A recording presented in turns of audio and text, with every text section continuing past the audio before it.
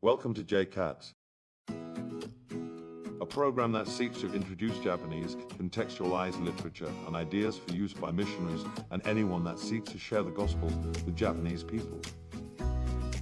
日本人から聞く日本のキリスト教。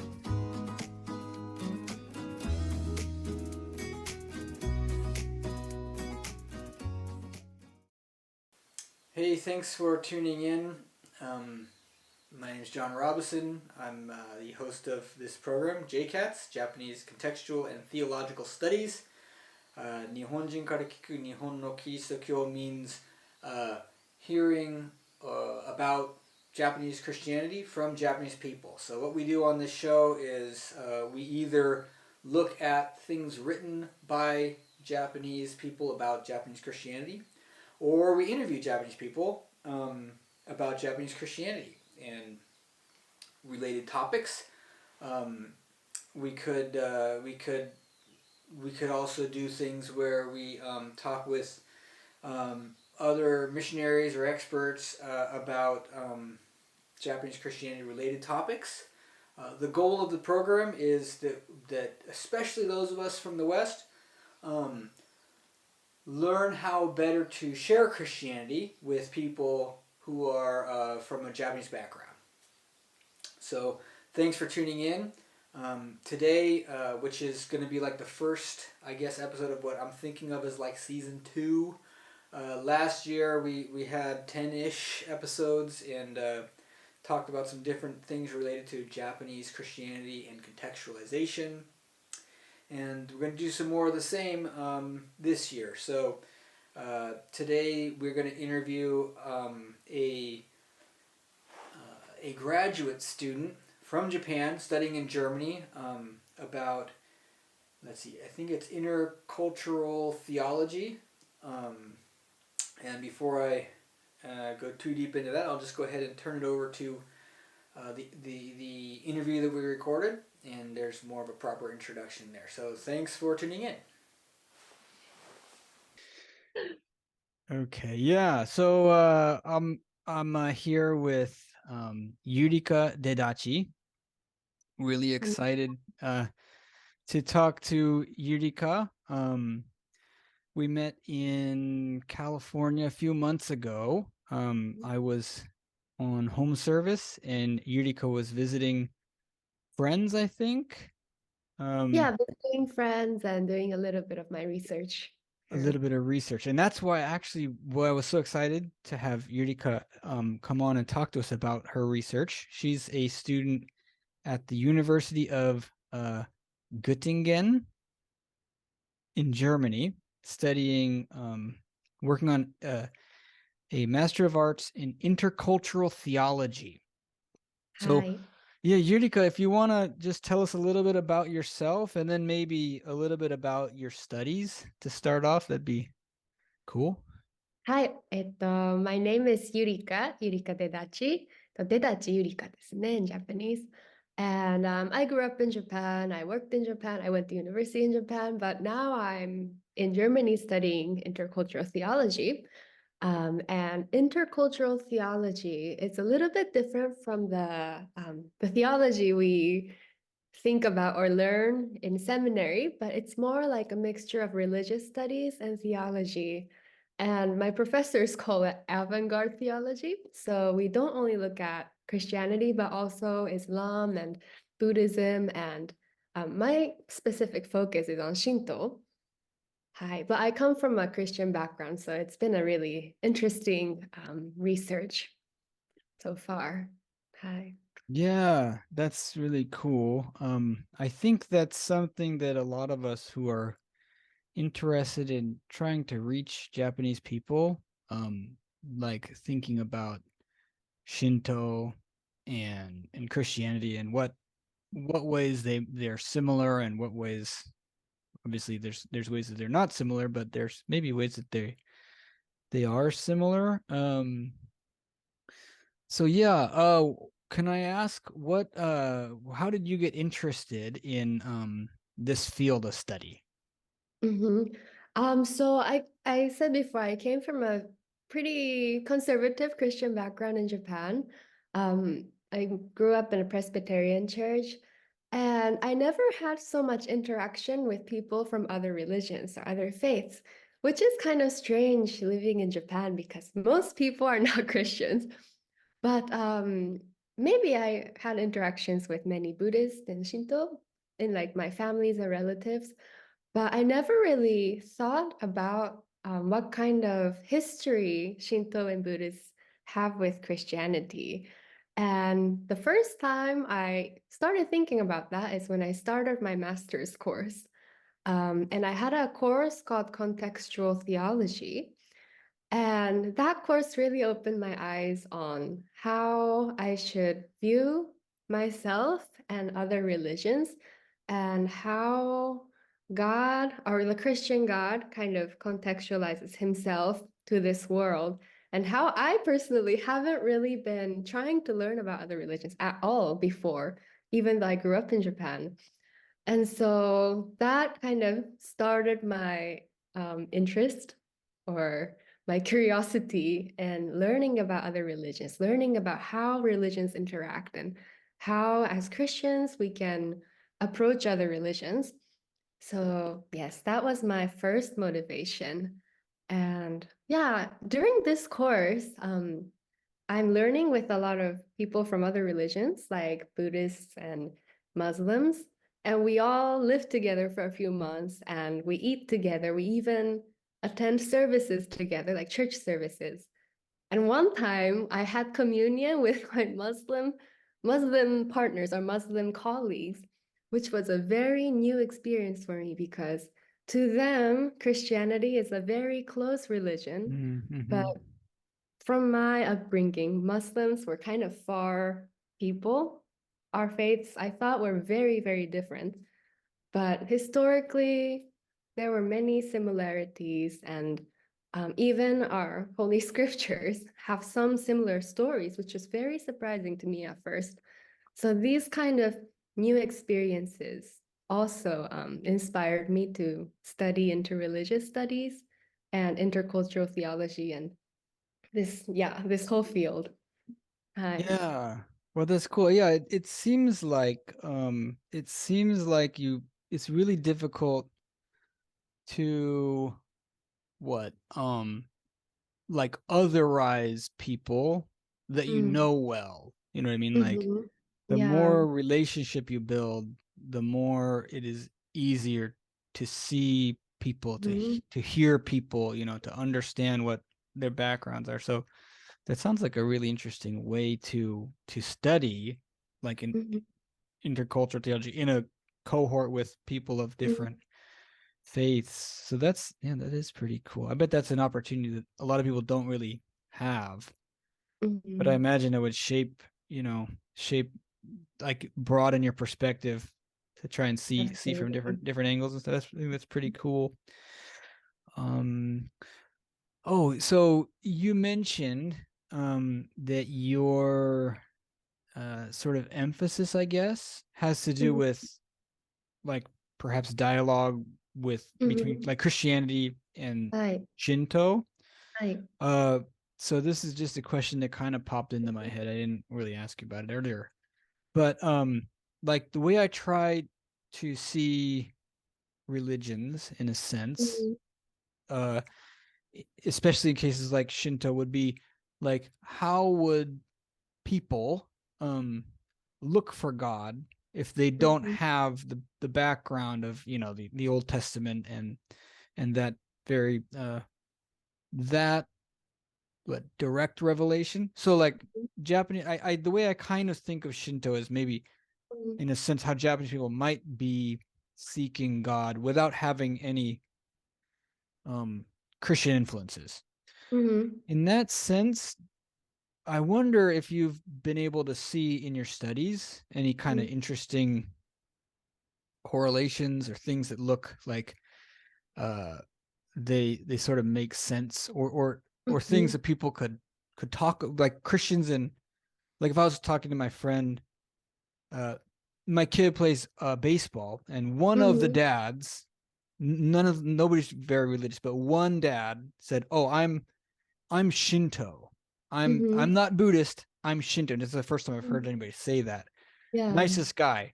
If I wanted to talk to him about like sort of religious dialogue, what do you think would be interesting for like a guy who says I'm Shinto and a guy who says I'm Christian to talk to Yeah. each other about? Okay. So that final question I can answer right now. Well, I think it's really important that as Christians, we stay really, really humble when we meet other people. And some scholars call it as religious humility or cultural humility. And a couple Japanese theologians that I really respect, or not a couple, just this one person, one theologian called Kosuke Koyama, also speaks about how important it is that we remember Jesus's cross and Jesus's humility when we approach other religious messages. And that's actually the core of my master's thesis. But for example, as Christians, when we meet other Shintos or even Buddhists with really strong faith, I think the first step is to try to get to know the other person's faith. And that's really simple. It's just asking, so which God do you believe? Which local God has your family been associating with? And, or like, do you participate in these Matsuri processions?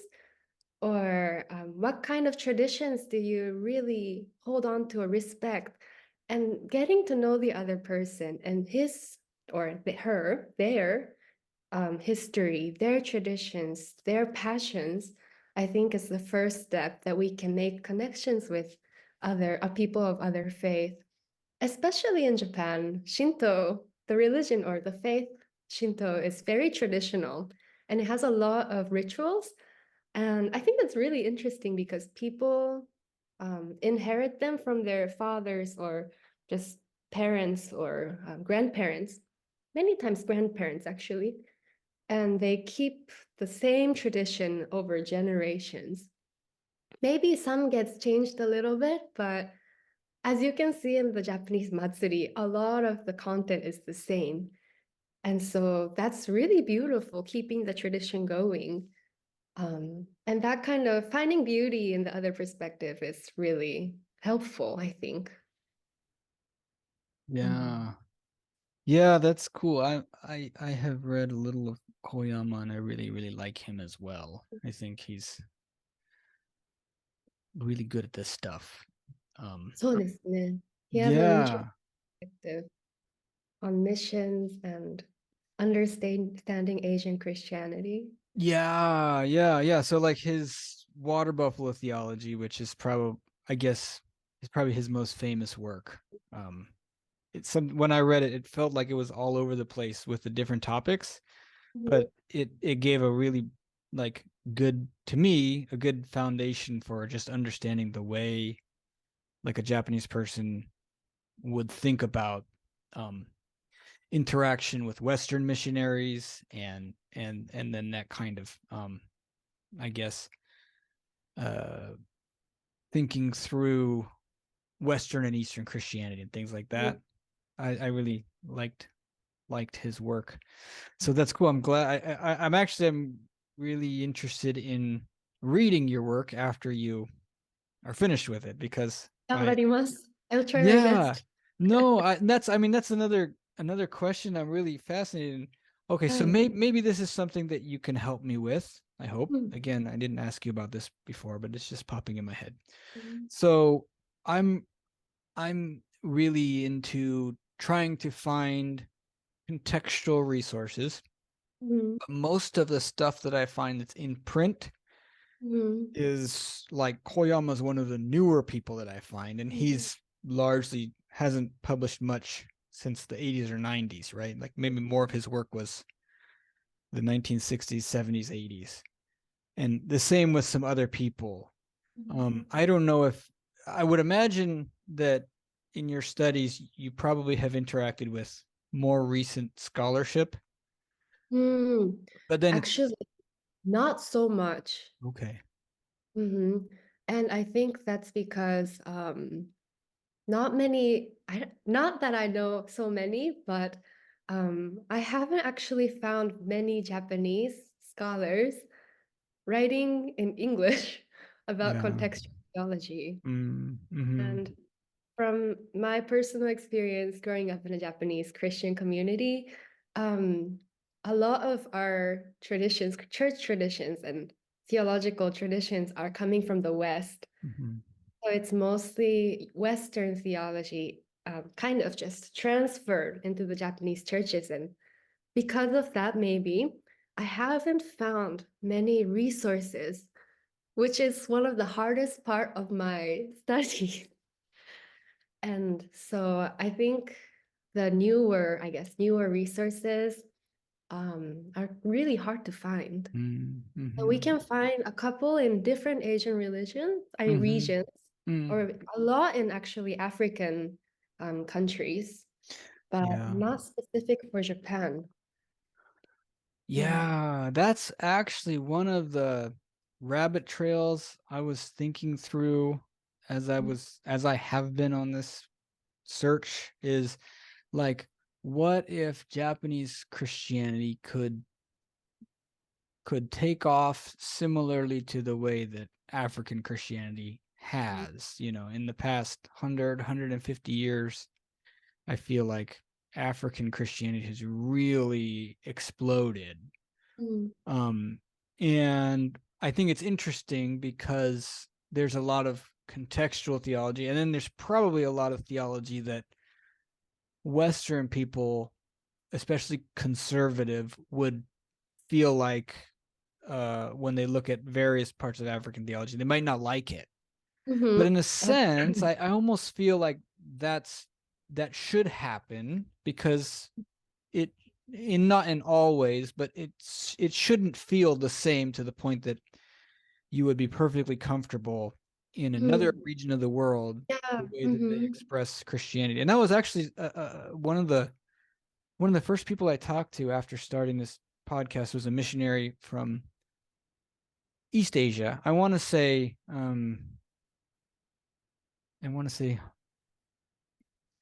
Hong Kong or Singapore, just somewhere in East Asia, that lived in a Western country and then moved to Japan. And his concern was almost that the Japanese church felt too comfortable, because he was too used to that type of thing, that he would have hoped to have seen something that was less like the church in the Western context in order to fit in such a different country. But that's it. So I guess we just have to wait for your research then. Or your research as well. I'm not. Yeah. I think about that, like Japanese Christianity and the African theologies, the big difference there is that being a Christian in Japan doesn't really have any social benefits. And Japanese people don't have the pressure of slavery or the history of big slavery, like the liberation theologies in Africa. There's not a lot of things to be liberated from that the Japanese people are aware of. Yeah. Well, and Japan has had such a like, I don't know if the words cultural or economic or social upheaval from through the Meiji Restoration, I think. Like pre-Meiji Japan had a number of things maybe that could have been interacted with, but post World War II Japan, like it feels so externally first world country Western, but then the heart is so Eastern, I feel. So like to my understanding, there actually was a Japanese liberation theologian maybe 100 years ago. Yeah, a long time ago. Right, but that had to do with the castes, right? And the lowest caste of the I'm apparently not even supposed to use the word anymore, but like the low caste Japanese people, a liberation theology for them. But since we don't really deal with that in Japan anymore, it maybe is kind of a moot point. Yeah, but some of that's exciting stuff, I feel. In the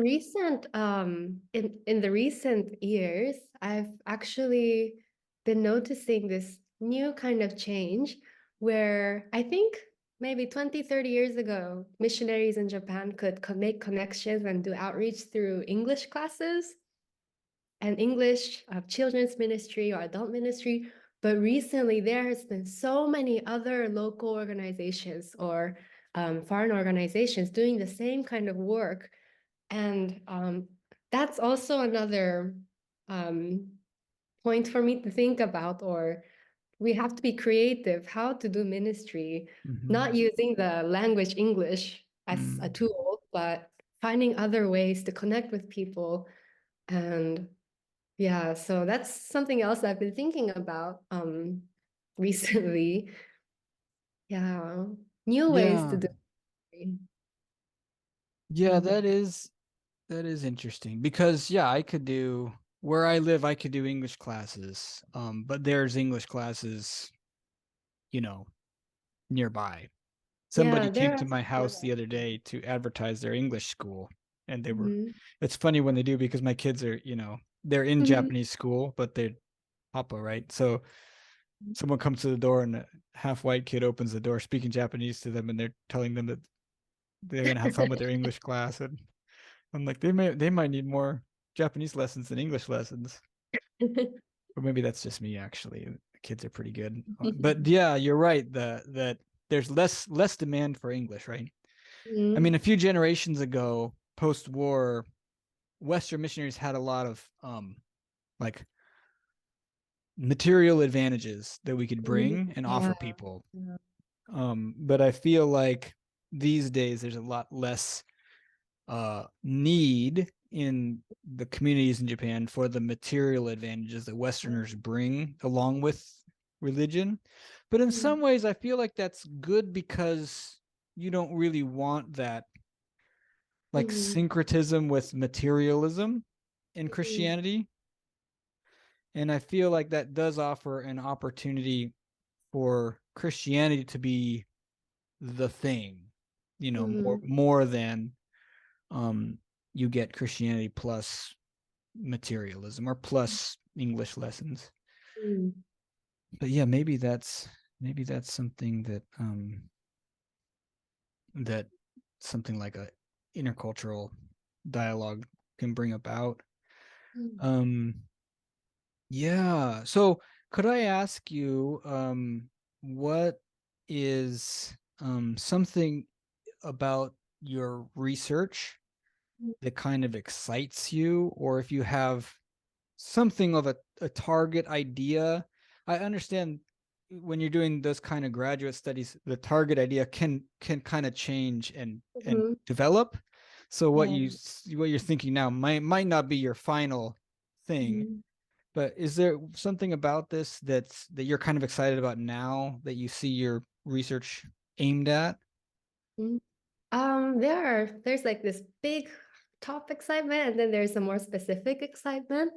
But the specific one I'll talk about first. The specific thing that excites me about my research about Shinto and Christian dialogue is that I get to see two different groups of people trying to get to know each other and build a bridge. And I think that's something beautiful and exciting, especially because in Japan, I didn't see so much interreligious dialogue, but being able to participate in that, for example, I went to interview Shinto priests. I was doing a 3-day senpuku kenkyu. It's like not underground, but I was visiting this temple every day for 3 days, the whole day, and just following the priests around, filming the processions, other rituals, and being involved and actively learning about other religions and how they view Christianity, how I view them, and how others view Shinto and Christianity. That kind of not a chaotic atmosphere, but many different things kind of clashing is very fun to witness. And so that's really exciting. I think growing up in my church community in Japan, I didn't ever visit a Buddhist temple. and I didn't ever participate in omairi in a shrine, but finally visiting those places and seeing how people are so faithful in their omairis and prayers and participating in many rituals really inspires me in a way, and kind of helps me to reflect on my own life as a Christian, my own faith, and see how many times it's kind of like going off and on, and not as faithful as Buddhist or Shinto sometimes. Hi, so that's the specific interest or excitement about my research. But in the big picture, the whole study of intercultural theology and religious studies, I think it's like a study, but also experience, an experience of seeing how God interacts with the world and how God takes part in our lives. It could be through something like daily little things. It could be in a church, or it could be just that me learning the history of religions, world religions, seeing how God has blessed some people, God has sent some horrible things like wars, but still God is the same person. He is faithful to humans, no matter how many weird things we do. So that kind of seeing the world and seeing how God interacts with us, especially in religious contexts, is very interesting to me. Hi. Yeah, that's cool. And so again, while you were talking, my mind started thinking about, and I think I'll just preface this with, I think this is the kind of like nerdy thing that tends to have less practical value, but it's just fun to think about. So don't feel Mhm. too much pressure about this kind of, but like, I think I'm always like, wouldn't it be cool if we had some way for the church to participate in omatsuri? Like Mhm. what if the church had like a taiko thing, or like a odori? You Mhm. have gospel hula, Yeah. right? If you Yeah, had yeah, a yeah. gospel odori, or um and it reminded me of a book that I read by Mitsuo Fukuda, and Mhm. yeah, it's called Developing a Contextualized Church, and it was in both languages, Mhm. printed in both languages. But he Mhm. goes through a number of suggested, like, sort of Japanese context rituals that you could do in church that would make sense to Japanese people. And then Mhm. he thinks about their theological significance from the Bible, and then also what would make sense, culturally. I don't know if you have any thoughts on that sort of thing, because again, it's so um theoretical, right? Like, who's if I was like, Actually, oh yeah, just go ahead. oh yeah, actually, I have done Christian Japanese traditional odori. Oh wow. 日本の舞ってありますね. Mm. Usually it's with maybe a vocalist and a shamisen sometimes.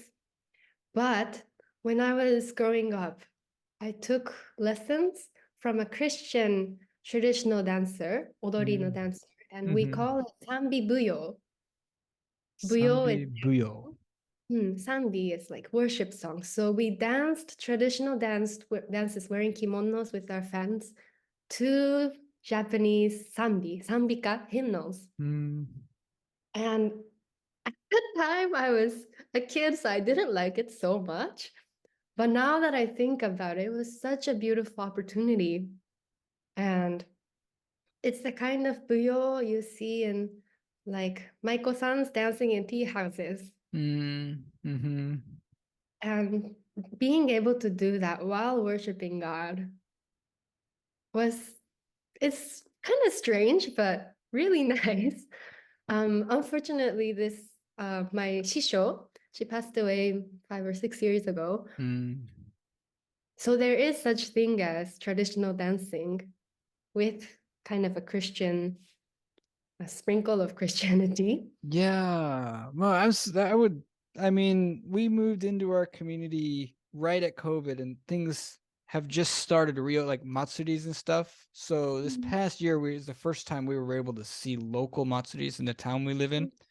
Yeah. And they have like, a stage with shows, or the more traditional one even has the drums and the full costumes in the evening, and it's Uh-huh. but it would be so cool to see like churches participating in those. Yeah, With yeah. I think something that's that wonderful.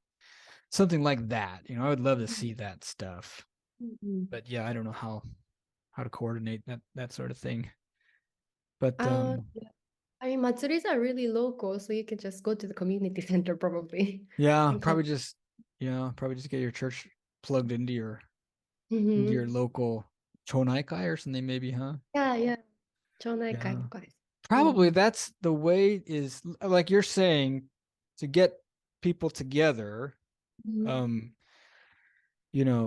building bridges, right? So maybe if Mhm. your local church can build bridges with your local chonaikai, then maybe you can do some of these types of things. That would be Yeah. think about that in my own context. Yeah, that's exciting, I think. So I guess my last question would be like, what you might suggest if people people who want to reach Japan, Mhm. how they can be more contextual, or if we're overthinking it, and you know like what you think the best way might be, and then if you have any ideas of further resources people might be able to look at, Mhm. um then just feel free to share. うん。そうですね。What I can suggest or encourage maybe Christians to do, not just the foreign missionaries, but also local Japanese Christians. I want to encourage them. And this is something I've been learning as I study, as I grow up. But there are three things that I always tell myself doing my research and as I walk my faith in Japan and in other places. But the first thing is that understanding the Christian gospel may not be like something a person want or a person feel the need to hear the Christian gospel. And this is kind of a pain to hear as a missionary, as a Christian who want to evangelize, to know that your audience don't want to hear your gospel so much, or don't feel the need for the gospel you want to preach. And you'll probably, like when you talk to Japanese people about Jesus and about salvation, about being sinners, they'll probably listen to all your stories, but then they'll be like, okay, no, thank you, not for me. And do that really politely. And that even hurts more. But just knowing that in the first place might, I don't know, encourage you in a way, like 反面教師じゃないですけど. Yeah.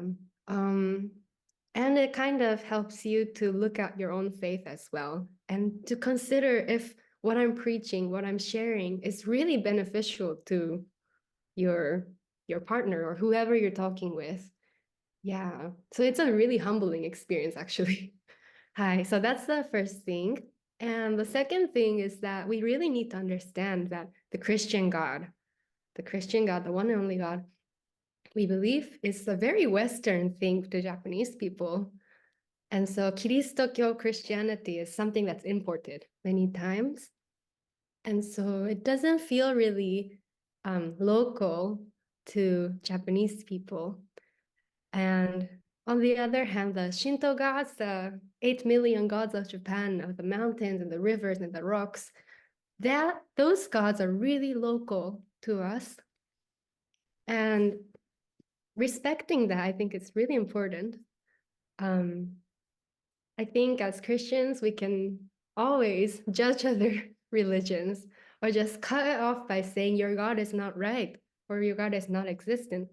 But I'm just putting that aside and trying to learn about the local gods or the local faiths, and being interested in that would probably help you communicate with the local people better, would also enrich your mind enrich our learning. And so I think that's important. And the final point, it's probably the hardest one, but I think it's important that we allow ourselves to be contextualized by the Japanese people or whoever you're reaching out to. Be willing to change, be willing to learn. And when we have our faith in one God, in the Christian God maybe, or it could be, I don't know. When we have our own traditions, it's hard to change. But just letting that go for a little bit and be contextualized yourself is, I think, scary, but a new thing that as missionaries, as Christians, we can maybe try to learn to do. Hi. Yeah. Contextualization is sometimes, viewed as changing the words of the Bible or changing the traditions to fit the other people. But even if you don't make drastic changes there, you can always change yourself first and change your own traditions, be willing to change. It's kind of like God, Jesus, coming to the world and being involved with the people here, coming as a baby. It's such a drastic change, but maybe I said before that God contextualizes himself to the world. That's probably one thing that motivates me to learn about other religions and other faiths and being contextualized myself. 今の状態ですね, right now. Hi. Yeah, that is 100% agreement with you on that. I think that's really the essence of what God does for us in coming to the earth. So yeah, well, I think that's a great thing to end our conversation on. So thanks again so much for your time, and maybe sometime in the future we can catch up again and see where you're at with some of that